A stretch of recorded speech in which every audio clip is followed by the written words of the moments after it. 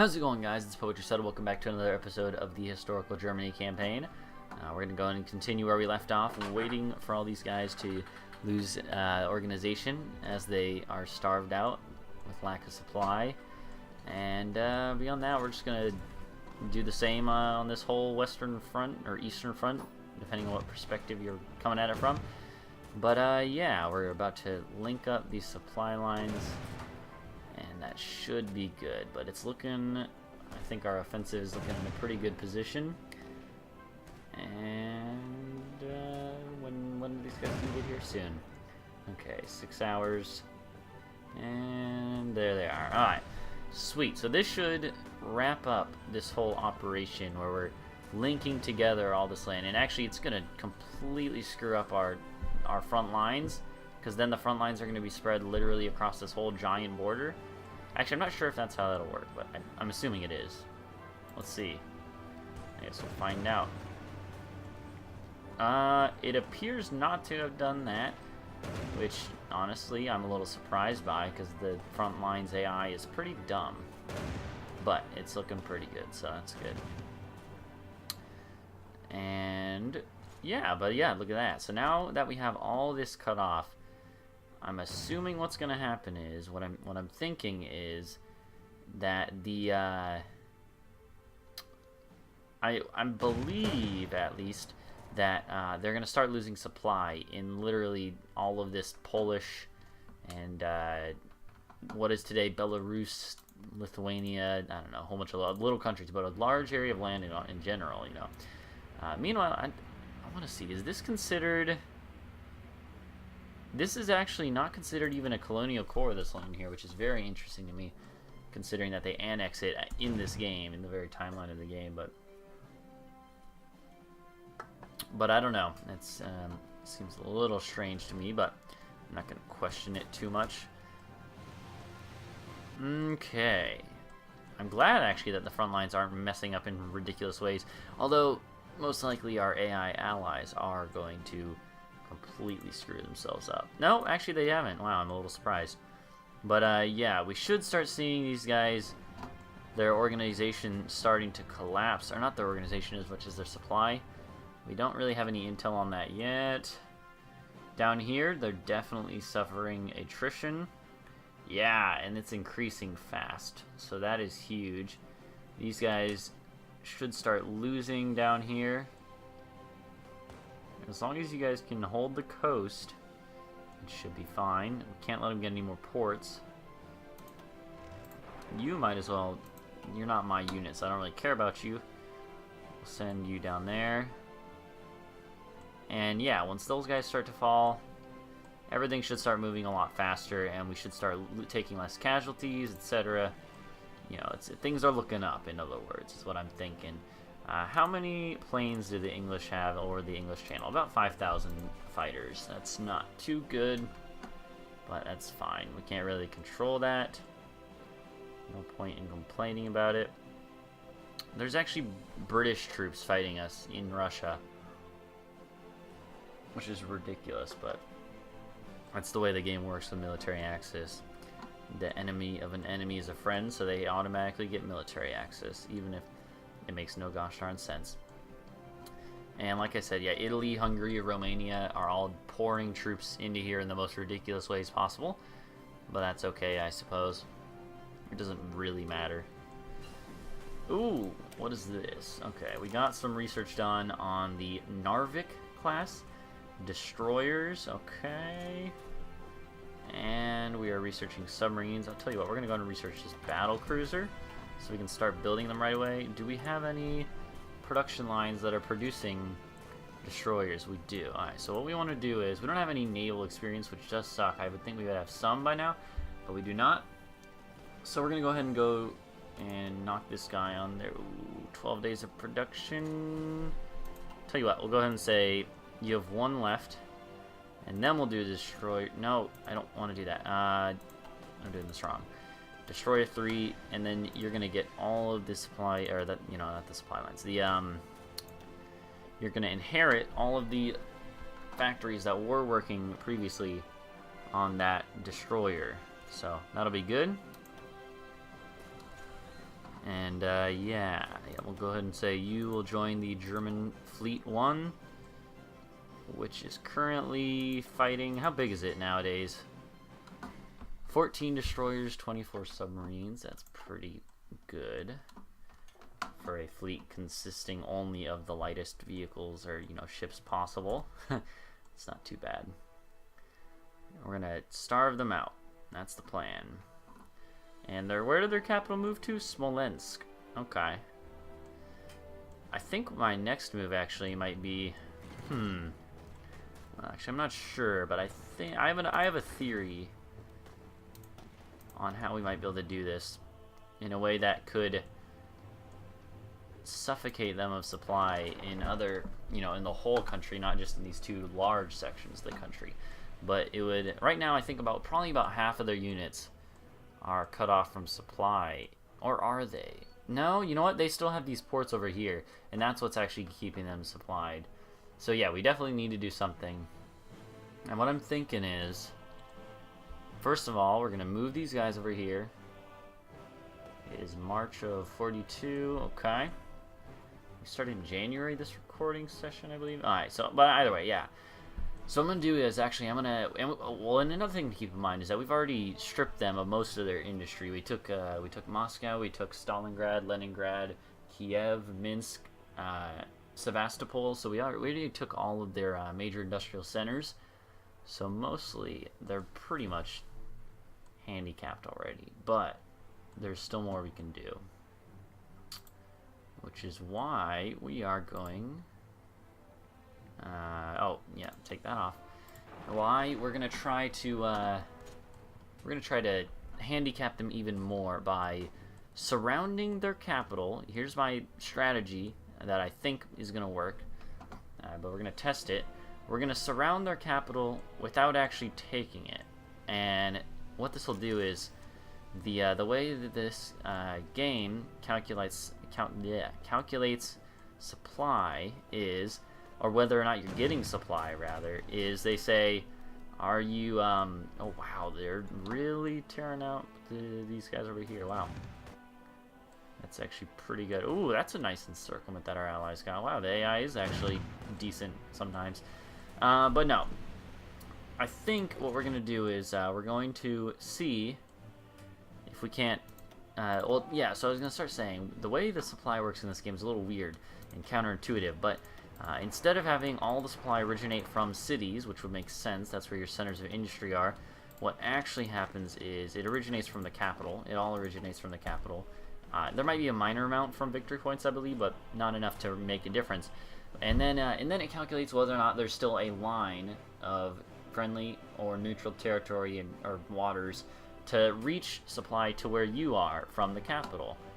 And if that answer is a yes, you're going to keep getting resupplied. But if it's a no, you're SOL. No matter if there's the second largest city in the whole country or the largest city in the whole country, if it's not the capital, then, and you're cut off from the capital, you don't get any supply. So if we surround the capital without actually taking it, they'll, I believe, their whole army will just start losing supply. And that's a cheesy way to win, but we're going to do it.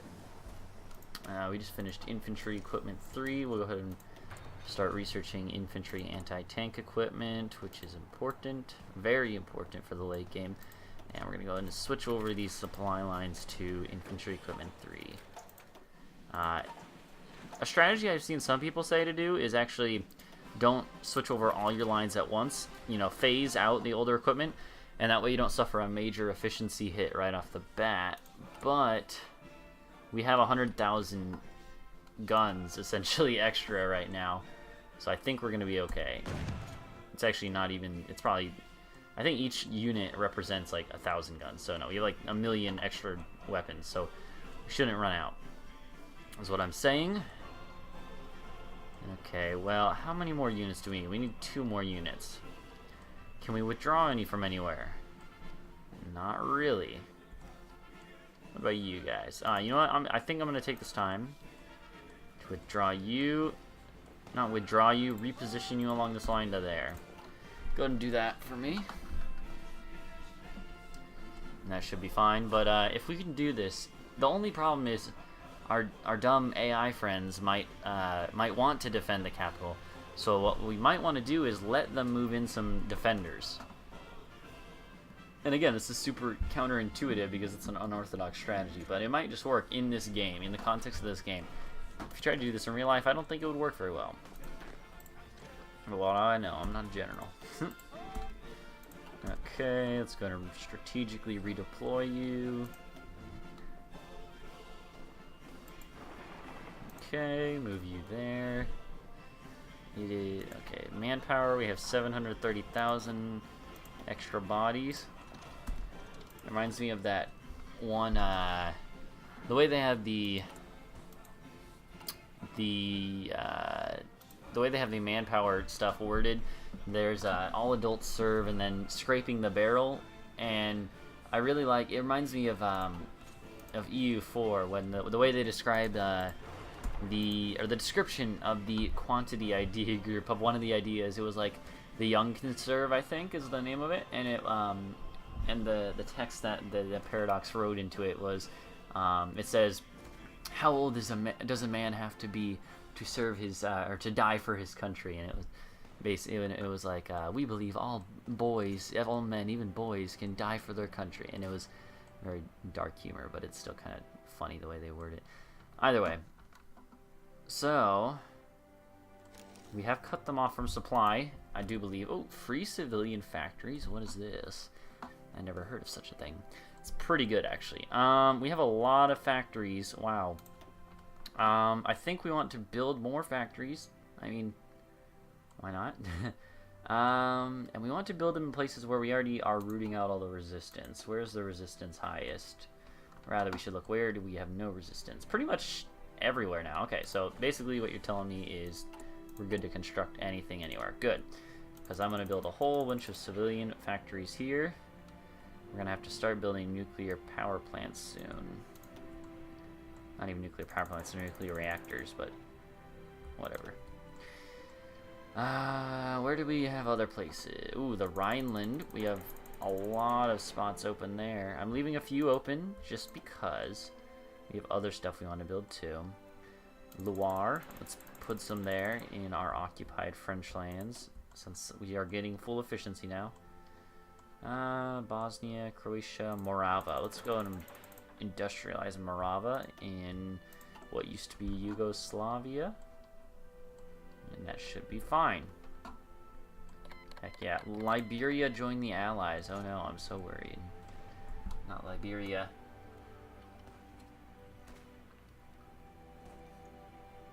Okay.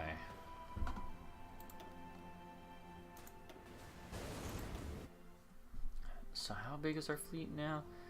Well, let's not worry about looking at it right now. So once we get our research on the what was it? The destroyer? It was a battle cruiser.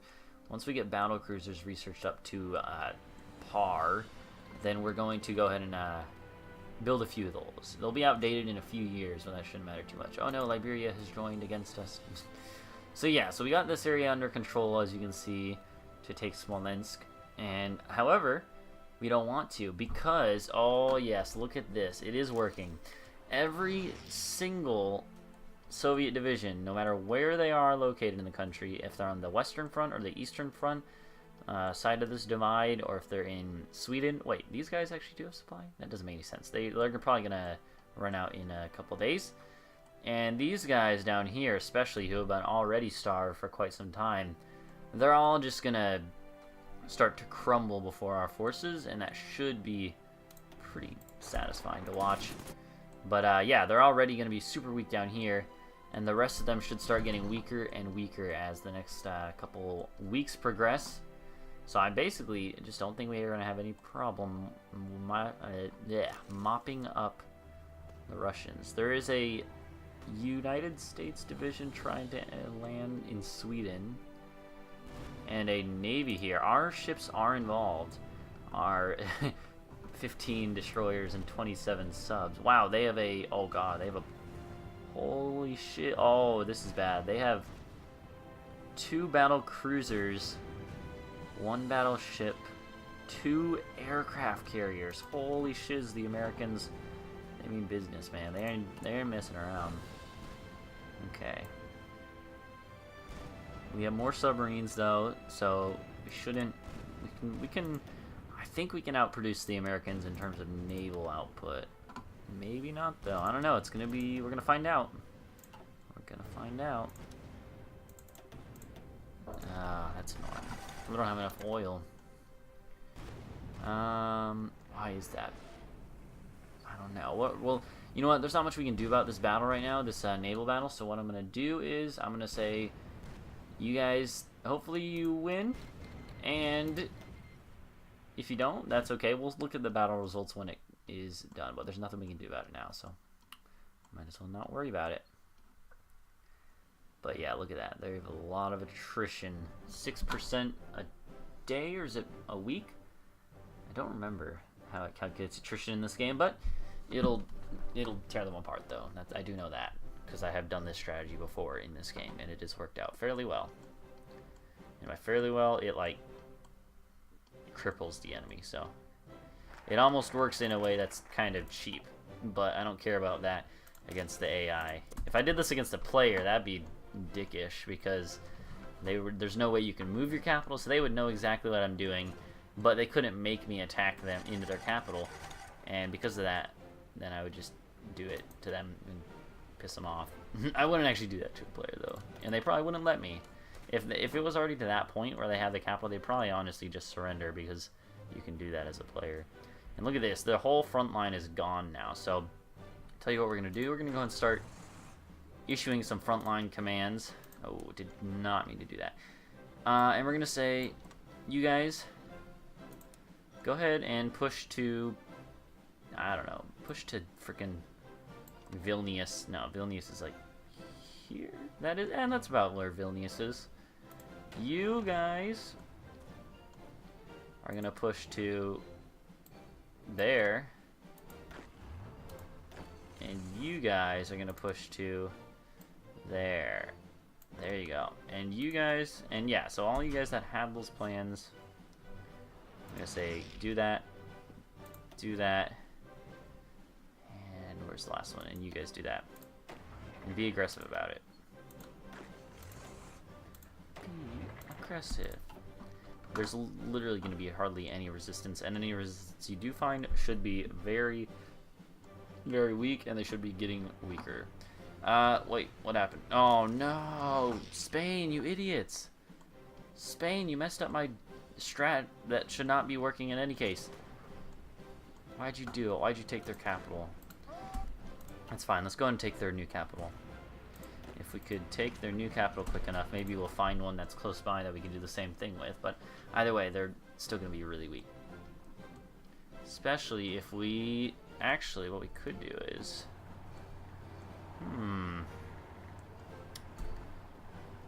What we could do is take all the ports. If we take all the ports... We don't even have to take all the ports. We just have to cut off the lines to all the ports. Let's do that. Let's try it. Why not? Should be fine. Okay, well, I'm gonna go ahead and end this episode here. Thank you guys for watching. Go leave a like and subscribe for more. Next episode, we're gonna come back and probably witness the collapse of the Soviet Union about 48 years ahead of time. But yeah, the main takeaway from this is the Soviet Union, they're a hard nut to crack, but once you do, if you can use some novel strategies to, you know, cut them into pieces like we did, and just carve them out with these tiny slivers of land that are offensives, you know. If you do that, you can pretty much just make their infrastructure and supply collapse, at which point you just walk over them. As you can see, like, we had you see this river here. I don't know what this river is. It's a big one. Is that the Danube? No. Is that it? No. The Danube's down here. But by the way, there's this big river. We were holding that river for about a whole year as we were barely hanging on against the Soviets. And now all of a sudden we took, like, all the land we lost back in about 3 days. And we're going really fast. We're already past... Actually, yeah, we're already getting land that we never even got to. So that's really good. And that'll be it for this episode. Thank you guys for watching. Go leave a like and subscribe for more, and I will see you guys in the next episode. Goodbye.